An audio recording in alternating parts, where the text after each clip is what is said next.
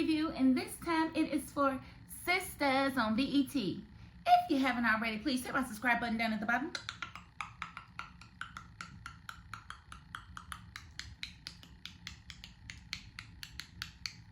Thank you so very much, and I'm gonna get right into this review. This episode, even though I wasn't like thoroughly entertained, I feel like it was a little bit better than the previous episodes of this season. Don't really know why, but it had a couple of moments in it where I was like, okay. So let's get into it. So we see Ethan is sitting there holding a picture of Andi. And Jordan walks back in. He's like, what are you doing with that picture? And he's like, I'm admiring her beauty, blah, blah, blah, blah, blah. And of course, Jordan bats right into it. I'm like, he's just as dumb as they come. Yeah, go ahead and believe what you just heard. That's fine. And, you know, they sit there and talk for a moment. Andi comes in as he's, you know, speaking on her. And she's like, did I hear my name? Blah, blah, blah. I'm like, oh, this chick. And then we see Pam and Trey making googly eyes at each other. And y'all remember last week, I told y'all that I saw Pam going after Trey since Karen curbed him. I knew it was coming. So they was making little googly eyes at each other, whatever. And so she flat out asked Karen, you know, did you really mean it when you told him that you wasn't interested in him? And she was like, girl, I am pregnant by 2 different men right now. Yeah, I'm in it. And she's like, so you don't mind if he talks to somebody else? And she's like, which one of your, what she say, ratchet? I'm like, why they gotta be ghetto and ratchet? Are they pregnant by 2 men at the same time, Karen? You just love to disparage this lady. Like, I really don't like the way she treats Pam. I really don't. But Karen was like, no, it's not for nobody else. It's for me. She spits her coffee out. And I said right then, I wrote it down. I was like, she don't believe that Pam is his type because she thinks she's better than Pam for some reason. And that's exactly what she came back and said. I'll tell y'all in a minute. I'll get back to it. So we see Zach is taking Michael to the school bus or whatever. And, you know, I guess he had messed his clothes up, so they had to change his clothes. And, you know, he was voicing his concerns about Michael not speaking yet. And he's just afraid that, you know, somebody might try to bully him on the bus or something and he can't really defend himself. And, you know, I'm like, that's a normal concern of a parent. I get that. We see Sabrina. She's at the office and she's talking to Maurice and she's looking for a sperm donor still, you know, trying to figure out who's going to father her baby. And Maurice makes the suggestion that Calvin be the father of her baby because he's no longer in the relationship that he was in. And she's just like, no, I don't think so. And I was happy to hear that. She denied, you know, him being an option. But, you know, Maurice definitely hammered it in, like, why not? Like, I don't see why, blah, blah, blah. And honestly, I would rather it be Calvin than to be Rich. I ain't even gonna hold you, but we already know she about to be pregnant by Rich. We already know because the condom fell on the floor. If it just fell on the floor, you know. That happens all the time, I'm sure, with people. It just fell on the floor. Let's see. Jordan was bragging on Ethan to Andi, talking about all his degrees and all the schools he went to and everything. And she knew somebody that went to Emory College. She's like, wait a minute. My cousin went there around the time you went there. Do you know him? And he was like, nope, doesn't ring a bell. And she was like, he was a journalism major. He worked for the paper. He was like, no, my head's in the books, usually in a history book. Liar, liar, liar. If you majored in public administration, I'm pretty sure you knew who was writing in the paper. You're studying to be a politician. Let's make it make sense, okay? Let's make it make sense. Who's writing for you? Who's writing articles for you? That's what I'd like to know. But of course, I mean, Andi was plenty suspicious, but, you know, she kind of, you know, wrote it off. And of course, after that line of questioning, Ethan, he had to go. I've got to get out of here. And so he leaves, and Andi is just like wanting all this affection from Jordan, and it's like she's forgotten that his sister's missing. And he, you know, he let her have it. He was like, look, have you forgotten? And then he pretty much put her on a break. And I was like, dang, Jordan, you just really came for Andi. Like, you know what? I ain't got time to focus on you, that campaign, or none of this stuff until I find out where my pregnant sister is. Like, boy, go somewhere and sit down. You was just about to go work out with your boys. You can work out with them, but you can't be. You know what? You know what? Whatever. Because I know he is under the duress of these writers. So it's not even his fault. So I ain't gonna let it go. And then we see Ethan giving Gary an update, because he's like, look, I just left and Andi was there or whatever. And he wasn't interested, but he was trying to tell him that, Jordan is asking for information on, I think, Gary's partner. And he was like, give him a little bit of dirt, don't give him too much, nothing too incriminating. But then he mentioned Andi, and so now Gary, is acting like he's so, unconcerned or whatever, but now he wants to know what Andi was wearing. And, he starts telling him what Andi was wearing. And so Gary just started, trying to rub one out. And then gonna call this man a weirdo before he got off the phone. Like, hold on. Don't call me no weirdo. You the one over there jacking off to what your ex had on. Like, bro, if anybody's a weirdo, it would be you. It would be you, Gary, you. It's crazy. But, that's Gary. Okay, and so Gary gets off the phone with Ethan and immediately calls Tamira because he needs to get one off. And so he's going to call his little side piece or whatever. And Tamira was just kind of like playing him off or whatever. But she immediately gets off the phone when Hayden comes in the room. Because Hayden is very suspicious of Tamira. He wants to know what's going on in that phone. She lies to him and tells him that she's talking to her grandmother's friend who she calls Auntie. But ain't really no Auntie. Beatrice. And he's just like, yeah, really? You tell them let me call him my house this early in the morning. They ain't call your house, they call her cell phone. Who are you to tell her who she can get cell phone calls from? That's what I would like to know. But if I was Hayden and I was suspicious, I would have been like, call her back. So that we can meet. She needs to know about your husband. I'd love to meet your aunt. Go ahead and call her back. That's what I would have said if I was Hayden. Hayden is not smart. He's not smart at all, But he leaves out for work, tells her that he wants some gumbo before he leaves. She calls him all kind of weak whatevers as he leaves, but then she calls Gary back. And Gary is sitting there talking to her like, I knew you was going to call back. And he was like, come over here so you can get this. And she was like, no. And if you want some more of this, if you ever want to smell this again, it's going to cost you a lot. And hung up on her. I was like, okay, Tamira, you better remember what you came here for. You better remember what you came here for, and I wasn't mad at that at all. And then we see Danny come over to the house with Fatima and Zach looking for advice. And what she need advice for? Oh, she want to apologize to Tony. What she want to apologize to Tony for? Because Tony mishandled her. So she going to apologize to Tony. Can y'all please explain to me why Danny owes Tony any type of apology? Why would she be apologizing to this man when this man was just apologizing to her last week? That was the accurate position, was him trying to apologize. But now all of a sudden, oh, he was never trying to apologize. He's still angry about the way she handled his kids. These writers need to get their act together. Like, it is really getting frustrating trying to cover this when y'all just keep doing whatever you want to do and making these people feel this way today, feel this way tomorrow, they feel this way tomorrow, they feel this way today, and yesterday it was this, but now it's that, and we just have to keep up. No, I'm going to say something every time. Stop the inconsistencies, writers. Stop it. I'm over it. So he definitely played Danny to the side like she didn't matter. And let's see, Karen came out and said that she really didn't feel like, Pam was going to be Trey's type. Now, why she felt that way, I have no idea. Because Pam is...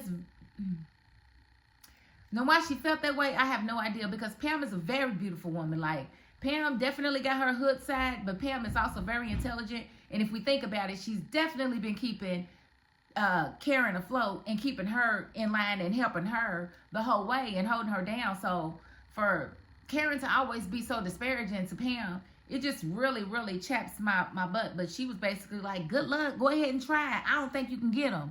I don't think you his type. Girl, boo.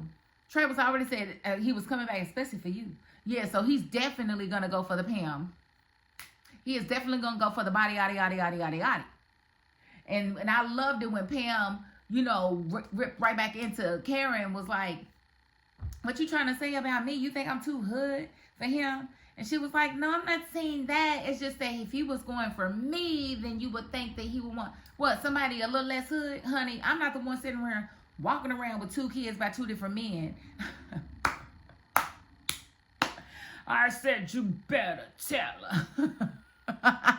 You better tell her, Pam. You better flex you better flex. Because you better let her know what's what. And remind her of who she is right now and what her reality really is. Because I think she has forgotten. And so Karen wished her luck. But I think Karen's going to have her little feelings hurt when she sees that Trey is being a very good man to Pam. And I can see it already. That's what's going to happen. Maybe they'll have the only non-problematic relationship on the show. Unless they have Karen go and try to do some old backhanded stuff to Pam. That would be crazy.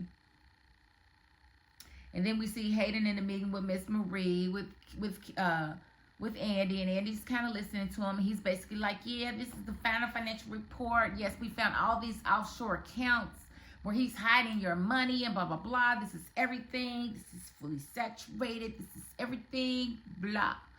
And then one of Andy's assistants comes in, hands her an envelope, a folder. And Andi says, now this is the completed report. It includes over $75 million in NFTs. Yes. And so she basically one-upped Hayden in the worst way. And Hayden left Hayden looking like a little fool. But Miss Marie was definitely not going to let Hayden miss the fact that he dropped the ball on that. Because he told her that was the full report. And no. Andi pretty much saved her a whole lot of money. So Andi had a good day in court today. In the court of Miss Marie. In the court of Miss Marie, she had a very good day. So, I think she earned a little bit of Miss Marie's respect with that. It looks like Gary is not feeling Tamira ignoring him. And so he definitely sent her a message like, don't ignore me. And she's like, don't keep on calling me. And she basically told him that she was going to tell her man. And he was like, I don't care, tell him. And she said, well, maybe I can show him better than I can tell him. And sends Gary a clip of him having sex with her while choking her. And she's screaming. Oh, checkmate. She might have you on an R case, Gary. She could really take that to the police and it's going to be really hard for you to defend if that's the only clip that she gives them. Oh my goodness, this is crazy. And so he's like, he's beating the desk like the desk did something. The desk ain't do nothing to you, Gary. The desk ain't do nothing to you. Why are you hitting the desk, Gary? You thought you could just outsmart this girl. You thought she wasn't nothing but a shot of tail. But she is very calculated, honey. And she definitely got your number. So, yeah, you better tread lightly with that one. Period. Okay, we see Hayden go to see Gary, and he wants to vent about Tamira and in different situations. And he's like, I think he's pretty much lining himself up to ask Gary to, do some investigative work to get inside Tamira's phone. Because he feels like whatever evidence or whatever it is that she's got going on, because he's not believing her at all, it's going to be in that phone. But Gary's kind of looking sideways because he knows what's in that phone. And he knows that video is in that phone. And so, no, he does not want Hayden to find out what's in that phone. Because he's going to find out that he's been backstabbing him the whole time. And that's not going to be a good look. Because Hayden is starting to fall for Tamira. And Gary sees it. He doesn't like it. But it's nothing he can really do about it. And then we see Jordan pop back up at Andi's office. Acting like he ain't just break it off with her. Bringing her the breakfast that she bought him earlier that morning. Like, Jordan, go have a seat, man. Don't nobody got time for this. Like, figure out what you want to do. Like, is you mad at me or not? But she was more than happy to accept him back. I don't know why, but she did. And, I don't get it. But she's gonna, she told him that, she could do it all over again. She would have made sure that Penelope told him everything that was going on with Gary. But what is your excuse for not telling him about his campaign and Gary sabotaging his campaign? That had nothing to do with his sister. That's something you should have told him because you got that information. Penelope didn't get anything. You dug all the information up. So you just lied to your brother. Like, I just really don't like the way they got Andi looking right now. They got her looking like a total creep, and I don't like it. Saw Aaron show up with the stroller, and Karen lost her man. She feel like he's overstepping his bounds. She want to pick out her own stroller because she's the one that's going to be strolling the babies.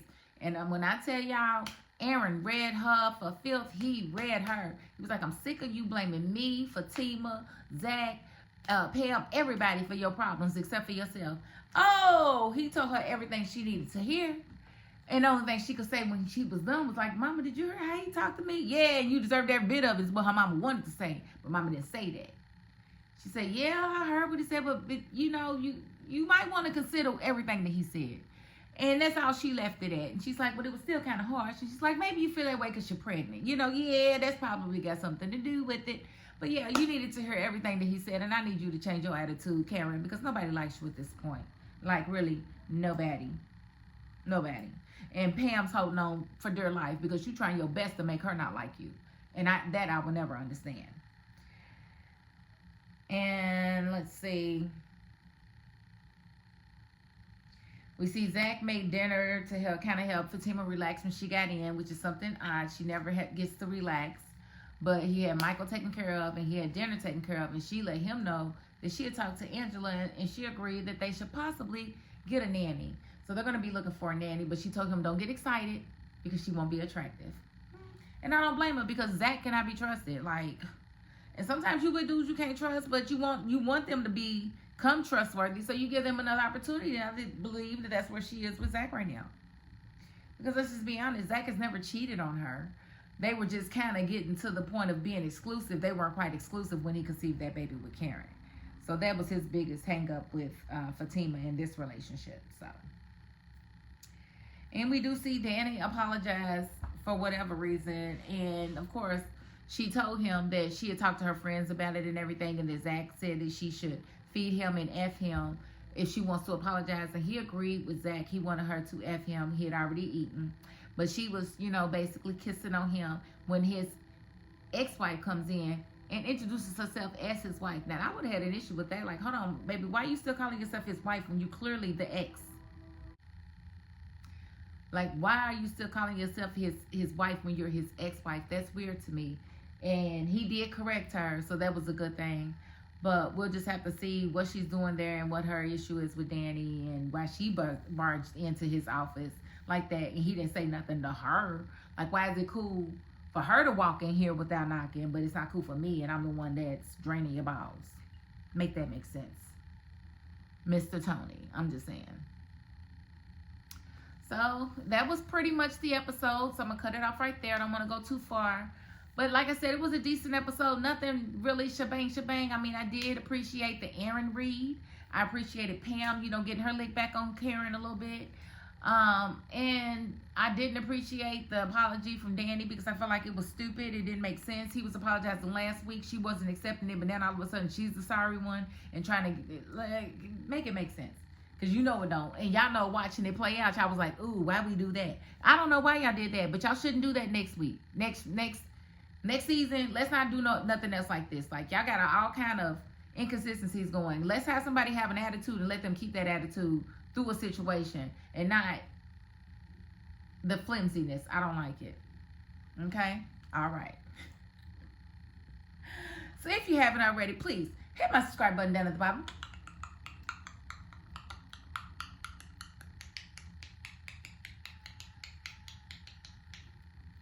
Thank you very much. And if you are not the subscribing type, you know what? You got to the end of this video, and that's more than I can ask of anybody. So thank you. And that is my $5.02. Peace.